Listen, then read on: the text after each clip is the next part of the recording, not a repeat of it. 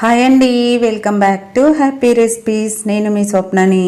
ఈరోజు వీడియోలో bakery style బిస్కెట్స్ని ఇంట్లోనే హెల్తీగా ప్రిపేర్ చేసుకోవచ్చండి. పిల్లలకు పాలల్లో తినడానికి, పెద్దవాళ్ళు టీలో తినడానికి బిస్కెట్స్ కంపల్సరీ కావాలి కదా.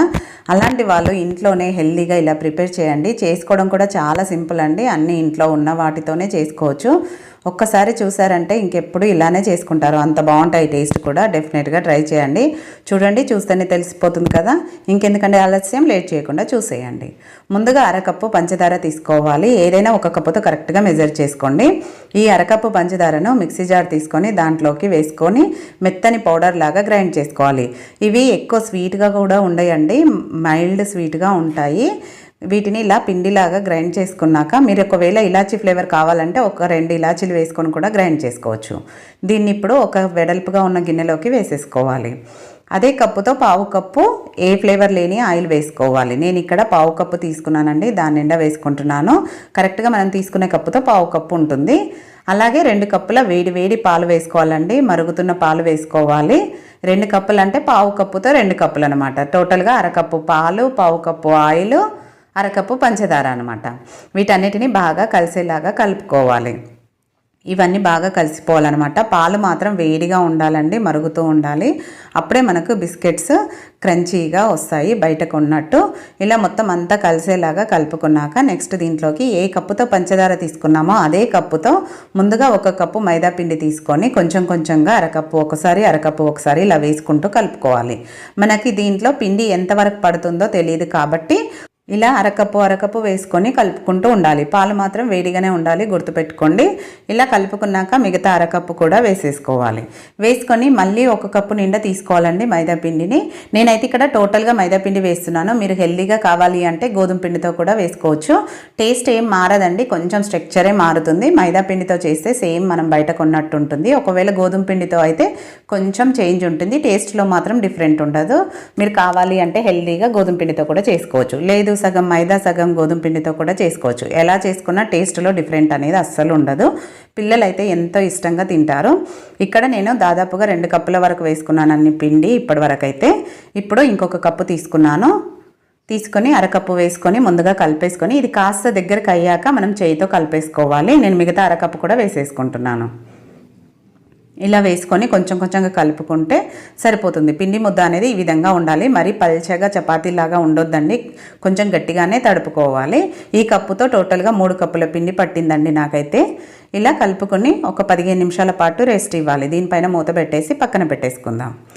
ఒక 15 నిమిషాల తర్వాత చూపిస్తున్నాను చూడండి. పిండి కూడా చాలా సాఫ్ట్గా అవుతుంది కాబట్టి మనం తడుపుకున్నప్పుడే కొంచెం గట్టిగా తడుపుకోవాలి. పిండిని మరీ నీట్ చేయొద్దండి. చూడండి, ఇలాగా ఎయిర్ బబుల్స్ ఉండాలి లోపల, అప్పుడే మనకు బిస్కెట్స్ అనేది క్రంచీగా వస్తాయి. ఇప్పుడు దీంట్లోకి ఒక ముద్ద తీసుకోవాలి. మనం ఎంతవరకు చేయగలుగుతామో అంత సరిపడా ముద్ద తీసుకొని మిగతా పిండి కూడా ఆరిపోకుండా దానిపైన క్యాప్ పెట్టేసుకోవాలండి. ఎందుకంటే పిండి తడారిపోతుంది కాబట్టి పెట్టేసుకొని ఇప్పుడు దీనికి మనం ఎలాంటి పొడి పిండి కానీ చల్లుకోని అవసరం లేదండి, ఆయిల్ కానీ పిండి కానీ. ఎందుకంటే దాంట్లో మనం ఆల్రెడీ ఆయిల్ వేసాం కాబట్టి డైరెక్ట్గా ఇలా చపాతీ కర్రతో స్ప్రెడ్ చేసుకోవడమే.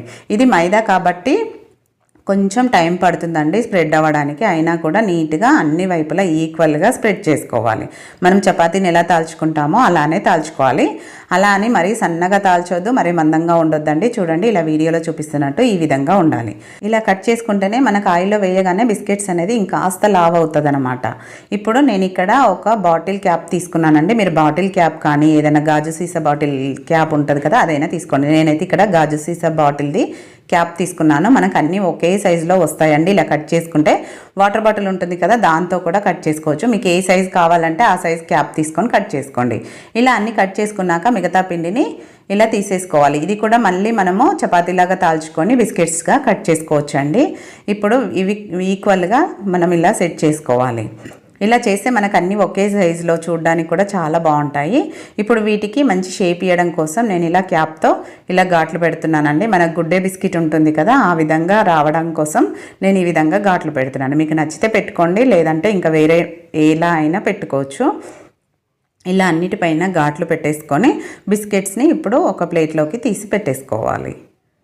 మనకి ఇవి అంటుకుంటాయి అనే సమస్య కూడా లేదండి, అస్సలు అంటుకోవు. మనం ఒకదానిపైన ఒకటైనా పెట్టేసుకోవచ్చు. ఇప్పుడు వీటన్నిటిని మనము ప్లేట్లో పెట్టేసుకోవాలి.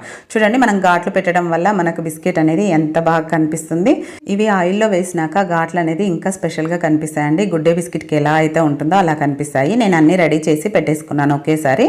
నెక్స్ట్ స్టవ్ పైన ఆయిల్ పెట్టుకొని, ఆయిల్ ఎక్కువ హీట్ ఉండొద్దు, అలానే తక్కువ హీట్ ఉండొద్దండి, మీడియం హీట్లో ఉండాలి. మీడియం హీట్లో ఆయిల్ ఉండాలి, మనం వేసుకునేటప్పుడు కూడా మీడియం ఫ్లేమ్లోనే ఉండాలి. ఇక్కడ మీరు గుర్తుపెట్టుకోవాల్సింది ఏంటంటే, ఆయిల్ని మీడియం టు లో ఫ్లేమ్లో పెట్టి మాత్రమే బిస్కెట్స్ని ఫ్రై చేసుకోవాలి. కొంచెం ఎక్కువ టైం పడుతుంది, కానీ అలానే హై ఫ్లేమ్లో పెట్టారనుకోండి పైన కలర్ వచ్చేస్తుంది, లోపల బిస్కెట్ అనేది మెత్తగా అవుతుంది. కాబట్టి అస్సలు హై ఫ్లేమ్లో పెట్టొద్దు, లో ఫ్లేమ్లోనే పెట్టుకొని మీడియం టు లో ఫ్లేమ్లో పెట్టుకొని మాత్రమే ఫ్రై చేసుకోవాలి. అలాగే వేసిన వెంటనే గరిట పెట్టొద్దండి. వేసినాక వాటంతట అవి లైట్గా పైకి వస్తున్నప్పుడు జస్ట్ గరిటతో ఇలా తిప్పితే సరిపోతుంది. చూడండి, అవి పొంగుతూ ఈజీగా పైకి వచ్చేస్తాయి. ఇలా పొంగుతూ పైకి వచ్చాక రెండు వైపులా మంచి కలర్ వచ్చే వరకు ఫ్రై చేసుకోవాలి తిప్పుకుంటూ. కొంచెం టైం పడుతుందండి, మీడియం టు లో ఫ్లేమ్లో ఫ్రై చేస్తాం కాబట్టి అప్పుడే మనకి ఇవి క్రంచీగా టేస్టీగా ఉంటాయి. ఇక్కడ నేను ఒకటి మర్చిపోయానండి, కొద్దిగా సాల్ట్ వేసాను. మీరు సాల్ట్ మాత్రం అస్సలు స్కిప్ చేయొద్దు, కొంచెం వేసుకోవాలి. అది వీడియో క్లిప్ మిస్ అయింది. అలాగే మీరు ఫ్లేవర్ కావాలి అంటే ఇలాచి పొడి కూడా వేసుకోవచ్చు, కొంచెం సాల్ట్ వేసుకుంటే సరిపోతుంది అంతే. ఇలాచి పొడి ఫ్లేవర్ ఇష్టం ఉన్న వాళ్ళు కూడా వేసుకోవచ్చు, నేనైతే వేయలేదు. ఇక్కడ బిస్కెట్స్ చూడండి ఇలా మంచి కలర్లోకి వచ్చాక తీసి టిష్యూ పేపర్ ఉన్న ప్లేట్లోకి వేసేసుకోవడమే. ఇలా మళ్ళీ ఫ్లేమ్ని లో ఫ్లేమ్లో పెట్టాలి, ఆయిల్ని పెట్టి మళ్ళీ మిగతావి కూడా వేసేసుకొని వీటిని కూడా మంచి కలర్ వచ్చే వరకు ఫ్రై చేసుకోవాలి. చాలా సింపుల్ అండి బిస్కెట్స్. 1 కేజీ బిస్కెట్స్ మనము 1.5 అవర్లో చేసేసుకోవచ్చు. అలాగే ఇవి 1 మంత్ పైనే ఉంటాయి, అస్సలు పాడవండి చేసి పెట్టుకుంటే. పూర్తిగా చల్లారినాక మాత్రమే ఒక డబ్బాలో స్టోర్ చేసుకోవాలి. వేడి పైనే మీరు స్టోర్ చేశారనుకోండి అవి మెత్తగా అయిపోతాయి. కాబట్టి పూర్తిగా చల్లారినాక ఒక స్టీల్ డబ్బాలో కనుక స్టోర్ చేసుకుంటే పిల్లలకి స్నాక్స్ లాగా పెట్టడానికి, టీ టైంలో తినడానికి హెల్దీ బిస్కెట్స్ రెడీ అయిపోయాయి. చూసారు కదా, చాలా సింపుల్గా అయిపోయింది. ఎక్కువ ఇంగ్రీడియంట్స్ కూడా అవసరం లేదు కదా. ఎంత క్రిస్పీగా వచ్చిందో చూడండి. డెఫినెట్గా ఈసారి ట్రై చేయండి. ట్రై చేశాక మీకు ఎలా కుదిరింది అనేది కూడా ఫీడ్బ్యాక్ పెట్టండి. నచ్చిందా వీడియో? నచ్చితే లైక్ చేయండి, మీ ఫ్రెండ్స్ రిలేటివ్స్తో షేర్ చేసుకోండి. మరిన్ని ఇలాంటి టేస్టీ రెసిపీస్ కోసం మన హ్యాపీ రెసిపీస్ ఛానల్ని వెంటనే సబ్స్క్రైబ్ చేసుకోండి. Thank you for watching.